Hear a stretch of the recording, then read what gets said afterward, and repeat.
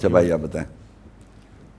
میرا تعلق بھی دیوبند مسلک سے ہے. نہیں کراچی کے آپ؟ جی کراچی کا ہی ہوں میں. اور علاقہ؟ District Malir area. تو دیوبند سے ہی تعلق ہے میرا. اور مفتی عبدالباقی صاحب کا لیکچر ذریعہ بنا تھا. اب میں آپ کی مان لوں یا ابوبکر اور عمر کی مان لوں، مجھے یہ بتائیں. اب میں محمد رسول اللہ کو مانوں یا محمد شیخ کو مانوں؟ بھائی جان بیکار کی ہوش کے ناخن لو بھائی. آپ کو میں کیسے غلط ثابت کروں نا؟ شیخ صاحب آپ کا تو مقابل نہیں ہے دنیا میں.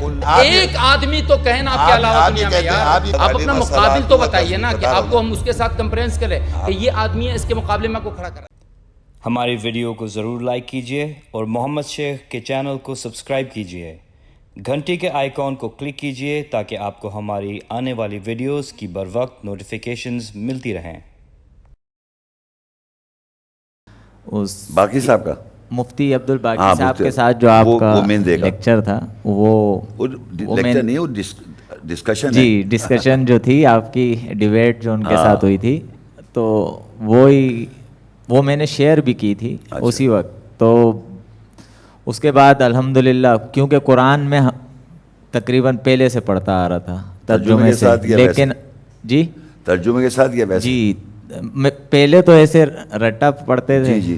تو بس وہ حافظ بھی بن گئے تھے. اور آپ حافظ ہیں اس وقت؟ جی. تو بس رمضان آتے تھے 15-20 قرآن ختم کرنے، 25 قرآن ختم کرنے. تو ہمارے والد صاحب الحمدللہ وہ ہمیشہ وہ ترجمے سے قرآن پڑھتے تھے. ان کو ہم نے کبھی بھی نہیں دیکھا ہے کہ انہوں نے سادہ قرآن پڑھا ہے. تو وہ ہمیں کہتے تھے کہ بیٹا ترجمے سے قرآن پڑھو. لیکن ہماری اپنی لائف تھی، جیسے مذہبی پارٹیوں میں تعلق تھا، تو بس ہم سمجھتے تھے قرآن ثواب کی کتاب ہے صرف. والد صاحب شاید کچھ ہمیں اور سکھا رہے ہیں. تو آپ کی طرح تو وضاحت نہیں کرتے تھے وہ، لیکن وہ یہ سمجھ دے کے گئے تھے کہ دنیا کچھ اور بول رہی ہے اور قرآن کچھ اور بولتا ہے. تو الحمدللہ مفتی عبدالباقی صاحب کا پھر لیکچر سنا. پھر ہمارا گھرانہ بھی بہت مذہبی ہے. اچھا، تو وہاں تو بہت جی اختلاف بڑھ گیا ہوگا بہت زیادہ. جی میرے بھائی کافی پریشان ہیں، بڑے بھائی ہیں میرے. وہ مجھے منظور مینگل صاحب کے پاس لے گئے تھے. ان کے لوگوں نے یہاں کانٹیکٹ بھی کیا، تو میں نے کہا ان سے کہو کہ مجھے ایک لیٹر لکھیں آفیشیل کہ میں آپ سے ڈسکس کرنا چاہتا ہوں. آج تک نہیں لکھا. وہ کہتے ہیں کہ شیخ صاحب بھاگ گئے. خیر اینی وے، تو مینگل صاحب سے جا کے بات کی میرے بارے میں. جی سر میں نے ان سے جو الحمدللہ تھوڑی بات کرنا آپ کے لیکچر کی بدولت میں سیکھ گیا ہوں.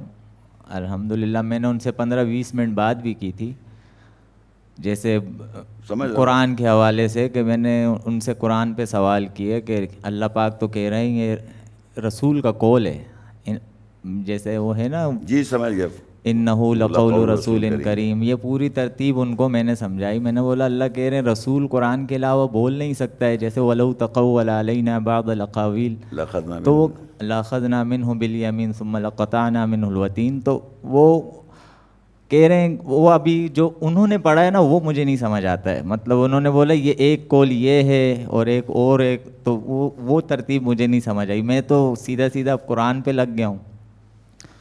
تو بہت میں نے ان سے شرع کے بارے میں بھی پوچھا. میں نے سوال کیونکہ میرا بھائی لے گیا تو بولا کرو ان سے بات.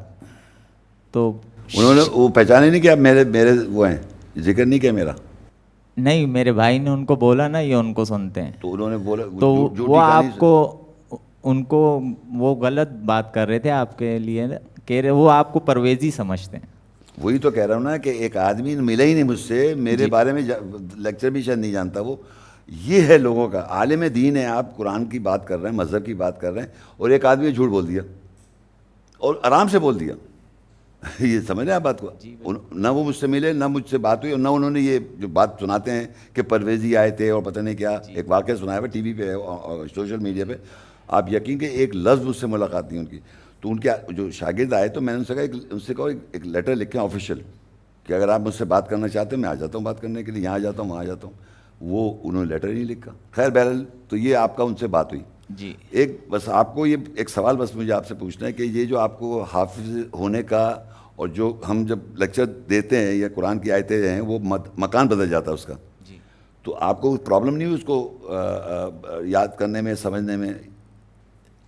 آپ کے ذہن میں تو ایک پورا یوں اوپر سے لے کے آخر تک قرآن ہے نا جی, حافظ کے پوائنٹ آف ویو سے بات کریں, تو جب آپ کو اس طرح بتانا پڑتا ہے کہ دوسری یہ آیت یہاں پر ہے تو ایک آیت وہاں پر ہے, ایک آیت یہاں پر ہے, تو جو آپ کے لیکچر ہیں وہ میں نے خود نکلوائے ہوئے ہیں, ان پہ میں محنت کرتا ہوں. اچھا, یعنی وہ میں اب دماغ میں بٹھانا شروع کیے. وہ کوئی مشکل تو نہیں ہوتی کیونکہ آپ کے پہلے سے ہے کہ اس کے بعد تو یہ آیت آئے گی, پھر یہ کیسے بیچ میں ادھر سے ادھر چلی گئی, ادھر سے ادھر چلی گئی؟